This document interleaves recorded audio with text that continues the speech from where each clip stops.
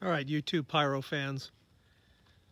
This is a little better plan here on how to mount the shotgun mic to the camcorder with that long plate.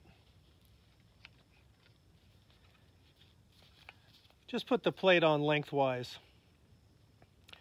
Put the cold shoe on the bottom of the plate so the microphone's not up in your camera view. Orient that long plate lengthwise.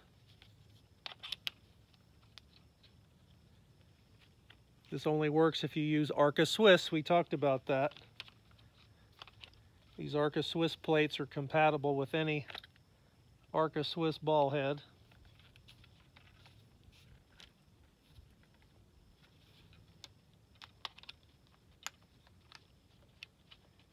But that works a little easier. Let's see if I still got that in the shot. Yeah.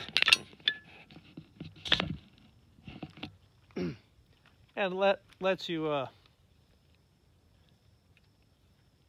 open the viewfinder. Can't believe I didn't think of that before when I was shooting that video yesterday. But that's how to do it. Way better than trying to glue some kind of cold shoe onto your camera or cobble it on there with Velcro or something.